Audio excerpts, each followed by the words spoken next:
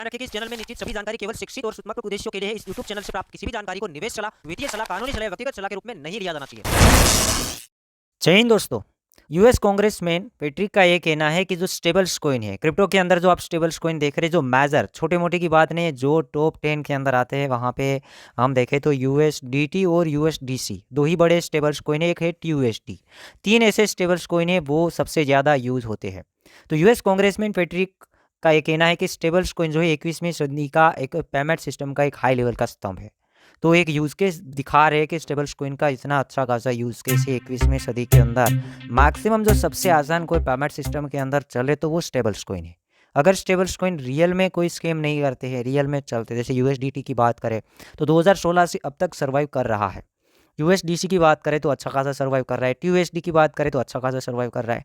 तो ऐसे ही अगर आगे चलते हैं तो पेमेंट सिस्टम के अंदर यूज़ करने के लिए 21वीं सदी का एक अगले लेवल का स्तंभ है। नेक्स्ट हम बात करें, ब्रेकिंग न्यूज़ है पेपाल। पेपाल को आप जानते हो, एक जो एप्लीकेशन है आप जानते हो कि पेमेंट करने के लिए यूज़ होता है। जैसे हमारे पेटीएम आता है, गूगल पे आता है, फ़ोन पे आता है, उसी तरीके से पेपाल उससे भी बड़ा कंपनी है। उसने PYUSD नाम का क्रिप्टो के अंदर स्टेबल्स कॉइन लॉन्च किया और बैक्ड बाय $US डिपॉजिट। तो यहाँ पर देख रहे हैं कहीं ना कहीं ये ब्रेकिंग न्यूज़ है। पेपाल क्यों आया क्रिप्टो मार्केट के अंदर और उसने क्यों स्टेबल्स कॉइन को लॉन्च किया। अब इतनी बड़ी बड़ी कंपनी आती है और लोग यहाँ पर ये बातें करते हैं कि ओल्ड कॉइन ख़त्म हो जाएंगे, तो ये मेरे को नहीं लगता है, क्योंकि जितनी भी बड़ी बड़ी कंपनी आ रही है, हमारे यहाँ तो कोई इतना बड़ा कोई कंपनी नहीं है इंडिया के अंदर। यूएस की जो बिगेस्ट कंपनी है वही क्रिप्टो में आ रही है, तो हमसे पहले कूद रही है, कहीं ना कहीं एक अगले स्टेज के ऊपर है। जब हमें ठीक लगेगा तब तक तो ये कहीं का कहीं पहुँच गया होगा क्रिप्टो मार्केट। इंडिया को जब ठीक लगेगा, अपने को ठीक लगेगा कि नहीं अब ये सेफ है, करना चाहिए, तब तक तो इसका मार्केट के बड़ा हो गया होगा। तो जो अर्ली यूज़र बनते हैं, अर्ली में यहाँ पर ट्राई करते हैं, वो सक्सेस होते हैं। इसलिए तो सभी बड़ी बड़ी कंपनी जो है वो अमेरिका की है। आप देख रहे हैं गूगल कहाँ का, अमेरिका का है। उसके बाद आप देखिएगा यूट्यूब है, उसके बाद इंस्टा है, मतलब बाहर की कंपनी है, यहाँ की कोई भी कंपनी नहीं है, क्योंकि उन्हें शुरू शुरू में उस लोगों ने रिस्क उठाया है, कुछ किया है। तो यही लोग क्रिप्टो में कर रहे हैं, क्योंकि ये शुरुआती दौर के अंदर कूदना चाहते हैं, इसलिए इसने पहले ही PYUSD नाम का कॉइन लॉन्च कर दिया। अब हम बिटकॉइन के बारे में थोड़ा सा एनालिसिस कर लेते हैं। ये थे आज के दो बड़े बड़े जो अपडेट है, वे आप लोगों के साथ मैंने शेयर कर दिया है। बिटकॉइन का प्राइस $28,925, जैसे कि बिटकॉइन अपने सपोर्ट एरिया के ऊपर ट्रेड कर रहा है।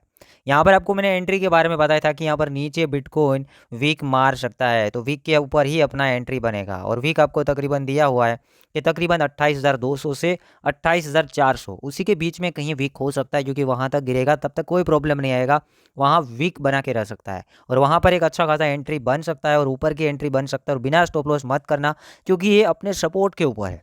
आप समझते हो कि सपोर्ट एरिया है और एक मेजर सपोर्ट एरिया है, तो भी स्टॉप लॉस लगाना काफ़ी ज़्यादा इंपॉर्टेंट होता है। क्योंकि अभी हम ये ट्रेंड के अंदर चले कि सपोर्ट लेके ऊपर गया, सपोर्ट लेके दूसरी बार भी गया, तीसरी बार भी यहाँ तक गया, मतलब ये पहले दो बार 10-10 हज़ार डॉलर के मूवमेंट थे, दूसरी बार $6,000 के आसपास का मूवमेंट था, और यहाँ पर से भी बाउंस बैक मिलेगा तो एक बड़ा मूवमेंट हो सकता है।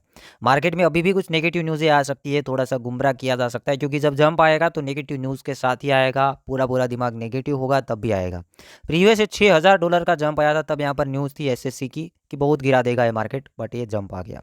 उससे पहले बाइनेंस के न्यूज़ थे, उससे पहले FTX कोलैप्स हुआ था, ये वाले न्यूज़ चल रहे थे। तो देखिए बार बार बाउंस बैक मिला है, वहाँ पर कुछ ना कुछ नेगेटिव न्यूज़ें थी और वहाँ से हमें बाउंस बैक देखने को मिला है। स्टॉप लॉस का ध्यान इसलिए देना है क्योंकि आप समझ रहे हो ब्रेक डाउन भी हो सकता है, पॉसिबिलिटी नहीं है, बट अपने को तो भी चौकन्ना रहना है, किसी के कहने से देखने से नहीं करना है, अपने हिसाब से बिना स्टॉप लॉस क्रिप्टो हो या स्टॉक मार्केट हो गाड़ी नहीं चलेगा। स्टॉप लॉस तो होना चाहिए, और ये स्टॉप लॉस आपका चलेगा $27,800 के आसपास, और मैं खुद भी इधर ही कहीं स्टॉप लॉस लगेगा 27,600 से 27,800, इसी के बीच में स्टॉप लॉस। अगर इसको काटता है बड़े कैंडल, उसको काट देता है, तो फिर हम ट्रेड को ही काट देंगे, ट्रेड को क्लोज कर लेंगे। तो उम्मीद करता हूँ वीडियो पसंद आया होगा। मार्केट काफ़ी ठंडा चल रहा है और ये टाइम ऐसा है कि यहाँ पर क्रिप्टो में एक ही बात मुझे जो दिखती है वो है एयर ड्रॉप, क्योंकि काफ़ी ऐसे प्रोजेक्ट है, आपने कभी सोचा नहीं होगा कि क्रिप्टो मार्केट के अंदर इतने सारे भी प्रोजेक्ट आ सकते हैं और अर्ली स्टेज के ऊपर है। और जहीं भी हम कहीं ना कहीं अभी एक्टिविटी करेंगे एयर ड्रॉप के लिए, एलिजिबल होने के लिए, तो हमें एक अच्छा बड़ा प्रॉफिट बन सकता है। तो मिस मत करना, air drop crypto school YouTube से ढूंढ के उसको सब्सक्राइब करना। और दूसरा हमारा चैनल है एयर ड्रॉप का, वही उसकी मैं बात कर रहा हूँ, उसका लिंक हम टाइटल के अंदर दे रहे हैं, सब्सक्राइब करें और सभी के सभी वीडियो देखें, वहाँ पर 30 जितने वीडियो को पब्लिश किए हुए हैं।